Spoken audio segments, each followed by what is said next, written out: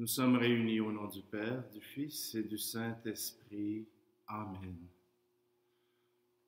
Le Seigneur soit avec vous.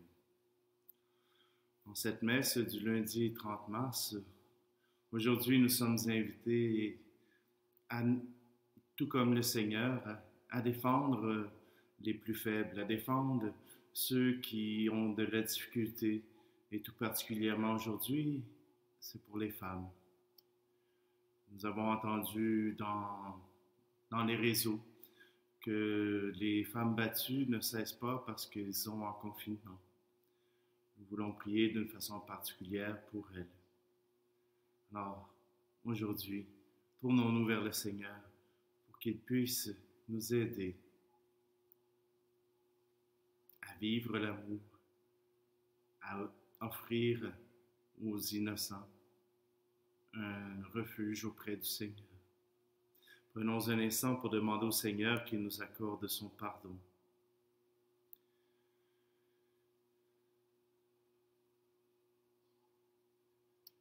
Kyrie Christe, Kyrie eleison, Kyrie Christe, Kyrie eleison.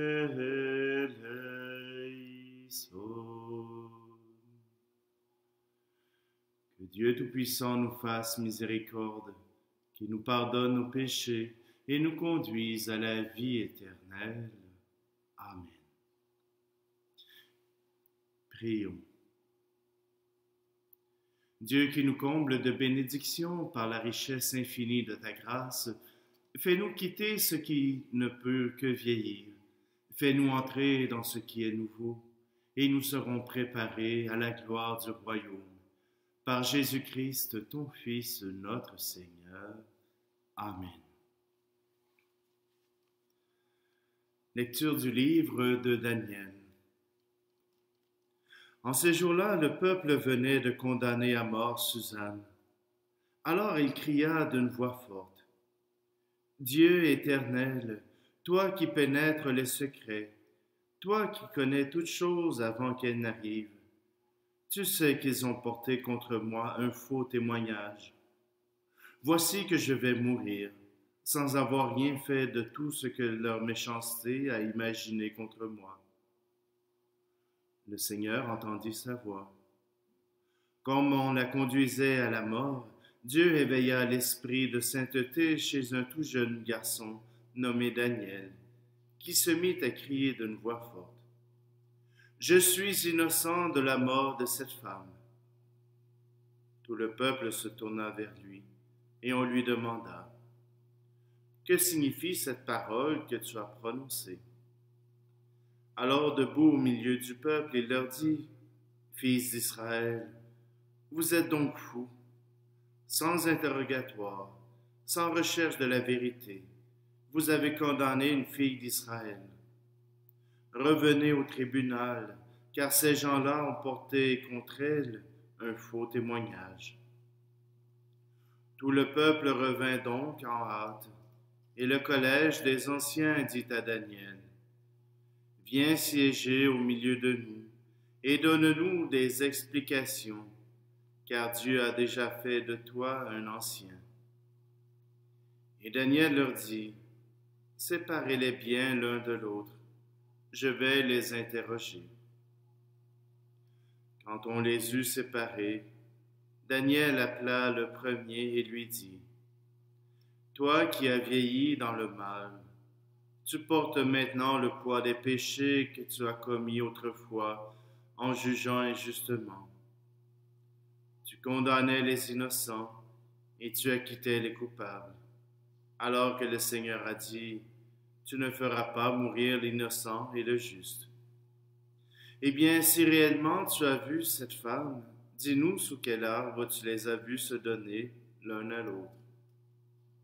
Il répondit: Sous un sycomore. Daniel dit: Voilà justement un mensonge qui te condamne. L'ange de Dieu a reçu un ordre de Dieu, et il va te mettre à mort. » Daniel le renvoya, fit amener l'autre et lui dit, « Tu es de la race de Canaan, et non de Juda. La beauté t'a dévoyé et le désir a perverti ton cœur. C'est ainsi que vous traitiez les filles d'Israël, et par crainte elles se donnaient à vous. Mais une fille de Juda n'a pu consentir à votre crime. Dis-moi donc sous quel arbre tu les as vus se donner l'un à l'autre. » Il répondit, « Sous un châtaignier. » Daniel lui dit, « Toi aussi, voilà justement un mensonge qui te condamne. L'ange de Dieu attend l'épée à la main pour te châtier et vous faire exterminer. » Alors toute l'assemblée poussa une grande clameur et bénit Dieu qui sauve ceux qui espèrent en lui. Puis elle se retourna contre les deux anciens que Daniel avait convaincus de faux témoignages par leur propre bouche. Conformément à la loi de Moïse, on leur fit subir la peine que leur méchanceté avait imaginée contre leur prochain. On les mit à mort. Et ce jour-là, une vie innocente fut épargnée. Parole du Seigneur. Si je traverse le ravin de la mort, je ne crains aucun mal, car tu es avec moi, Seigneur. Le Seigneur est mon berger, je ne manque de rien. Sur des prés d'herbes fraîches, il me fait reposer. Si je traverse le ravin de la mort, je ne crains aucun mal, car tu es avec moi, Seigneur. Il me mène vers les eaux tranquilles et me fait revivre. Il me conduit par le juste chemin, pour l'honneur de son nom. Si je traverse le ravin de la mort, je ne crains aucun mal, car tu es avec moi, Seigneur. Si je traverse les ravins de la mort, je ne crains aucun mal, car tu es avec moi. Ton bâton me guide et me rassure. Si je traverse le ravin de la mort, je ne crains aucun mal, car tu es avec moi, Seigneur. Tu prépares la table pour moi devant mes ennemis. Tu répands le parfum sur ma tête. Ma coupe est débordante. Si je traverse le ravin de la mort, je ne crains aucun mal, car tu es avec moi, Seigneur. Grâce et bonheur m'accompagnent tous les jours de ma vie. J'habiterai la maison du Seigneur pour la durée de mes jours. Si je traverse les ravins de la mort, je ne crains aucun mal, car tu es avec moi, Seigneur. Ta parole, Seigneur, est vérité, et ta loi délivrance. Je ne prends pas plaisir à la mort du méchant, dit le Seigneur.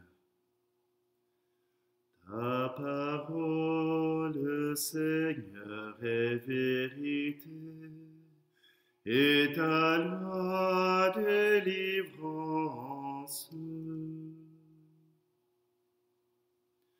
Le Seigneur soit avec vous. Évangile de Jésus-Christ selon saint Jean. En ce temps-là, Jésus s'en alla au mont des Oliviers. Dès l'aurore, il retourna au temple. Comme tout le peuple venait à lui, il s'assit et se mit à enseigner. Les scribes et les pharisiens lui amènent une femme qu'on avait surprise en situation d'adultère. Ils la mettent au milieu et disent à Jésus, « Maître, cette femme a été surprise en flagrant délit d'adultère. Or, dans la loi, Moïse nous a ordonné de lapider ces femmes-là. Et toi, que dis-tu? » Il parle ainsi pour le mettre à l'épreuve, afin de pouvoir l'accuser. Mais Jésus s'était baissé et du doigt il écrivait sur la terre. Comme on persistait à l'interroger, il se redressa et leur dit, « Celui d'entre vous qui est sans péché, qu'il soit le premier à lui jeter une pierre. Il se baissa de nouveau, et il écrivait sur la terre. Eux, après avoir entendu cela, s'en allaient un par un, en commençant par les plus âgés. Jésus restait seul avec la femme, toujours là au milieu. Il se redressa et lui demanda, « Femme, où sont-ils donc? Personne ne t'a condamné. » Elle répondit, « Personne, Seigneur. » Et Jésus lui dit, « Moi non plus, je ne te condamne pas.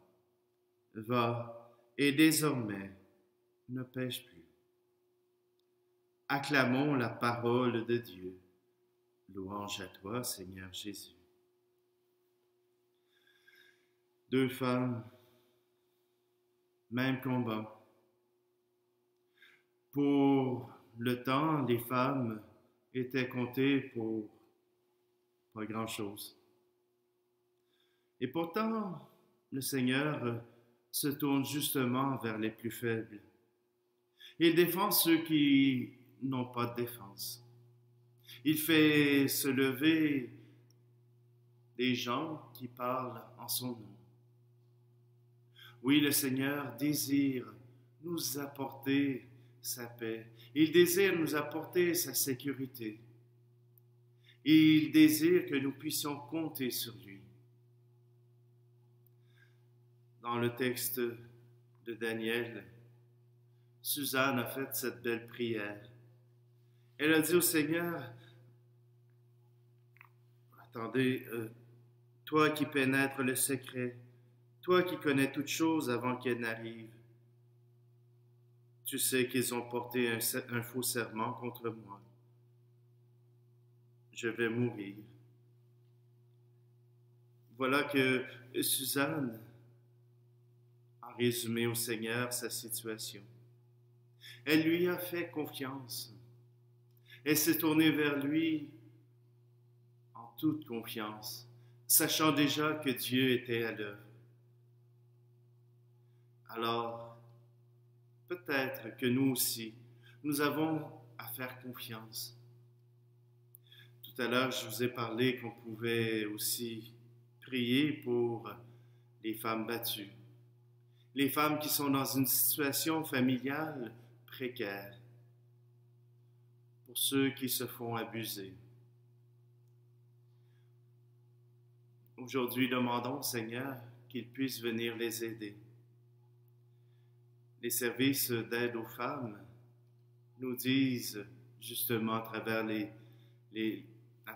les médias sociaux, à travers même les médias conventionnels, que justement, en ce temps de confinement, il peut arriver encore plus souvent, plus régulièrement, ces abus d'hommes qui n'arrivent pas à se contrôler, d'hommes qui sont habitués d'abuser de ceux qui ne peuvent se défendre. Soutenons-les, aidons-les.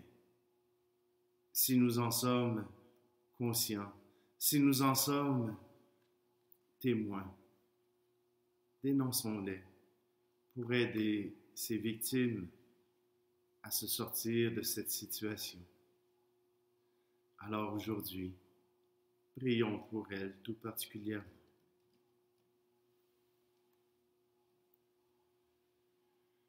Tu es béni, Dieu de l'univers, toi qui nous donnes ce pain, fruit de la terre et du travail des hommes et des femmes. Nous te le présentons, il deviendra le pain de la vie. Béni soit Dieu.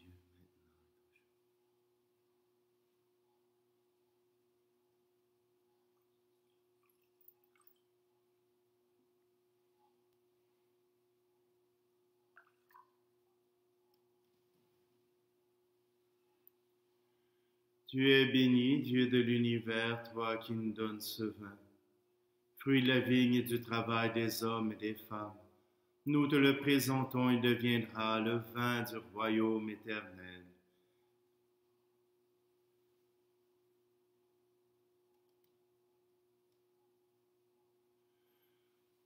Prions ensemble au moment d'offrir le sacrifice de toute l'Église.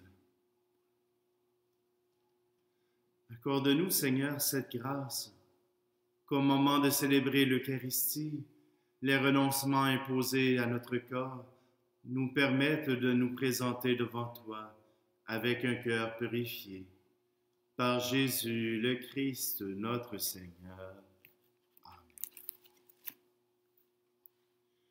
Le Seigneur soit avec vous. Élevons notre cœur. Rendons grâce au Seigneur notre Dieu. Vraiment, il est juste et bon de te rendre gloire, de t'offrir notre action de grâce toujours et en tout lieu. À toi, Père très saint, Dieu éternel et tout-puissant.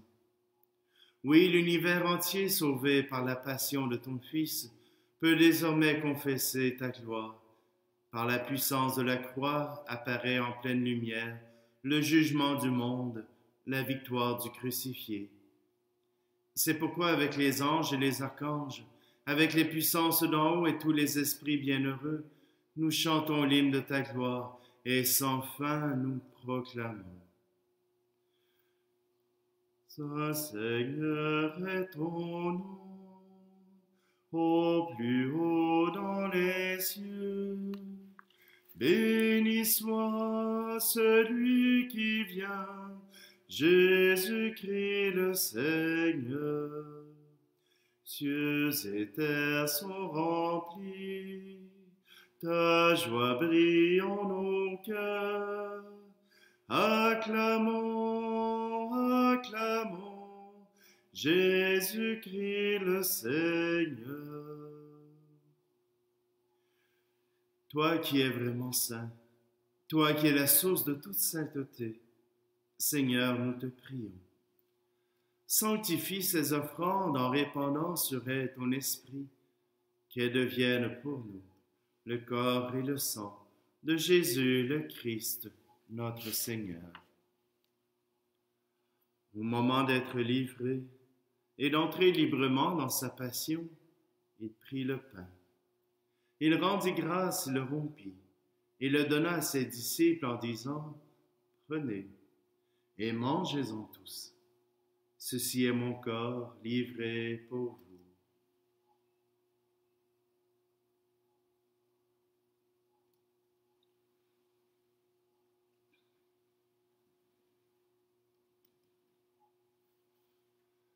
De même, à la fin du repas, il prit la coupe. De nouveau, il rendit grâce et la donna à ses disciples en disant : « Prenez et buvez-en tous, car ceci est la coupe de mon sang, le sang de l'alliance nouvelle et éternelle, qui sera versé pour vous et pour la multitude en rémission des péchés. Vous ferez cela en mémoire de moi. »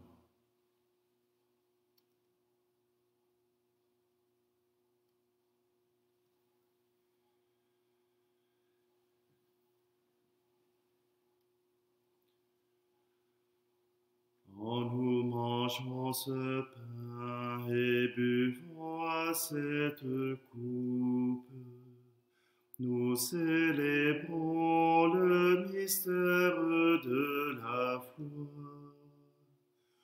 Nous rappelons ta mort, Seigneur ressuscité, et nous attendons que tu viennes.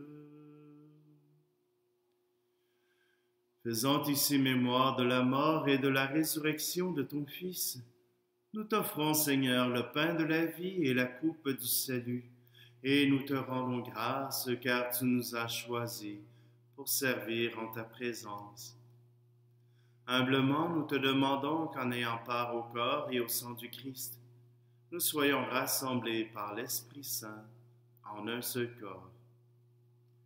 Souviens-toi, Seigneur, de ton Église répandue à travers le monde. Fais-la grandir dans ta charité avec le pape François, notre évêque Luc et tous ceux qui ont la charge de ton peuple. Souviens-toi aussi de nos frères et sœurs qui se sont endormis dans l'espérance de la résurrection et de tous les hommes et femmes qui ont quitté cette vie.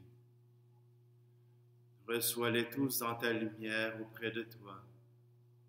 Et sur nous tous, enfin, nous implorons ta bonté. Permets qu'avec la Vierge Marie, la bienheureuse Mère de Dieu, avec Saint Joseph, son époux, les apôtres et les saints de tous les temps, qui ont vécu dans ton amitié, nous ayons part à la vie éternelle et que nous chantions ta louange par Jésus-Christ, ton Fils bien-aimé.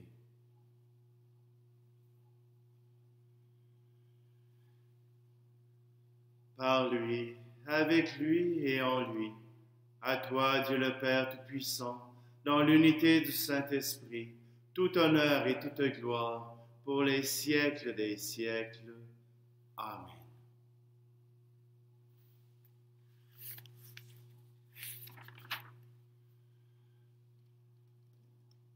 Unis dans un même esprit, nous pouvons dire ensemble cette prière. Notre Père, qui es aux cieux, que ton nom soit sanctifié, que ton règne vienne, que ta volonté soit faite sur la terre comme au ciel.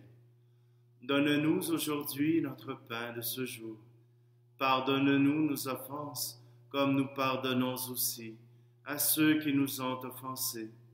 Et ne nous laisse pas entrer en tentation, mais délivre-nous du mal.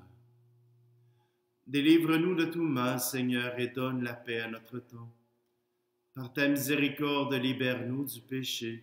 Rassure-nous devant les épreuves en cette vie, où nous espérons le bonheur que tu promets, et l'avènement de Jésus-Christ, notre Sauveur.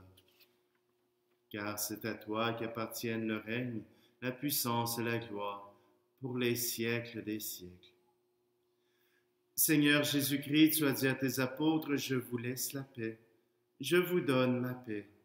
Ne regarde pas nos péchés, mais la foi de ton Église, pour que ta volonté s'accomplisse. Donne-lui toujours cette paix, et conduis-la vers l'unité parfaite, toi qui règnes pour les siècles des siècles. Amen. Que la paix du Seigneur soit toujours avec vous. Agneau de Dieu, qui enlève le péché du monde, prends pitié de nous. Agneau de Dieu, qui enlève le péché du monde, prends pitié de nous. Agneau de Dieu, qui enlève le péché du monde, donne-nous la paix.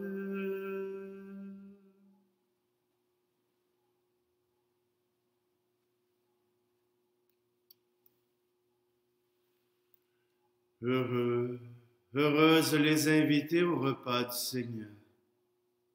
Voici Jésus, l'agneau de Dieu qui enlève le péché du monde. Seigneur, je ne suis pas digne de te recevoir, mais dis seulement une parole et je serai guéri.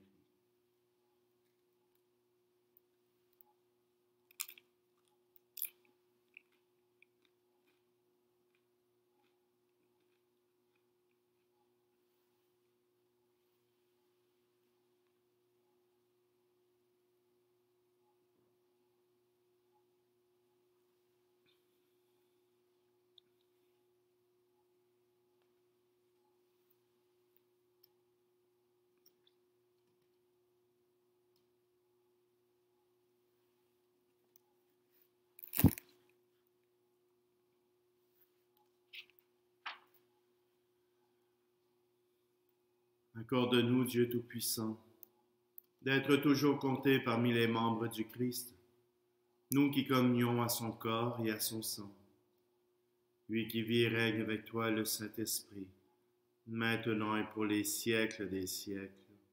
Amen. Le Seigneur soit avec vous, et que Dieu Tout-Puissant vous bénisse, celui qui est Père, Fils et Esprit Saint. Amen. Soyez dans la paix du Christ.